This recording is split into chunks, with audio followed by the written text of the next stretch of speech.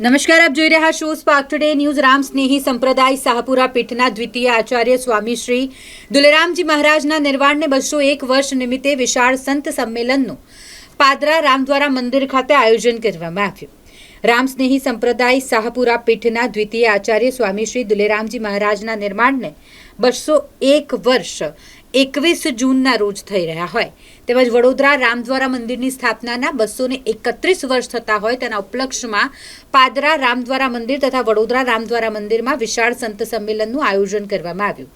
ત્યારે પાદરા રામદ્વારા મંદિર ખાતે પધારેલ સંતો મહંતોનું ઢોલ નગારા સાથે પુષ્પવર્ષા કરીને સ્વાગત કરવામાં આવ્યું તેમજ ભવ્ય શોભાયાત્રા નીકળી અને આ શોભાયાત્રા પાદરા રામદ્વારા મંદિર પહોંચી. આ પ્રસંગે પધારેલ સંતો કોમલ રામજી મહારાજ તથા સંત શ્રી રામનિવાસજી મહારાજ, ગોપાલ રામજી મહારાજ, સંત શ્રી કેવલ રામજી મહારાજ, સંત શ્રી નિર્મલા રામજી મહારાજ, સંત શ્રી જયરામદાસજી મહારાજ, કિંમત રામજી મહારાજ સાથે અનેક સંતોનું આગમન થયું.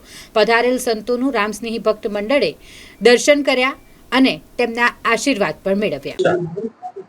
રામ સ્નેહ સંપ્રદાય શાહપુરા પીઠના દ્વિતીય આચાર્ય સ્વામીજી શ્રી દુલેરામજી મહારાજના નિર્વાણને 201 વર્ષ થવા આવે છે પરમ દિવસે, અને વડોદરા રામદ્વારાની સ્થાપનાને પણ 231 વર્ષ થયા છે.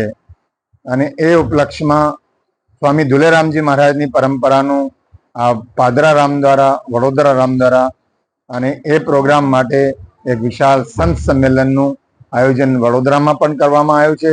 અને એ જ પરંપરાનું એ પણ રામદ્વારા પાદરા છે, એટલે આજે અહીં પણ બધા સંતોનું આગમન થયું છે. અને સંત સંમેલન, સત્સંગ અને બધા ભક્તોને દર્શનનું, સેવાનું લાભ પ્રાપ્ત થાય એટલા માટે આજે સંતોનું પદાર્પણ અહીં પાદરામાં થયું છે. અને બધા ભક્તોએ બહુ સારી રીતે સંતોનું સ્વાગત કર્યું. અને સ્થાનના સંત હોવાના નાતે હું બધા પાદરાવાસીઓને, ભક્તોને બહુ બહુ ધન્યવાદ કરું છું. અને આટલા બધા સંતો પધારે છે એ સંતોને પણ હું વંદન કરું છું. અને એવી રીતે જ પાદરામાં આવીને અને બધા ભક્તોને સત્સંગ અને દર્શનનો લાભ આપતા રહે એ જ ઈચ્છા રાખીએ છીએ.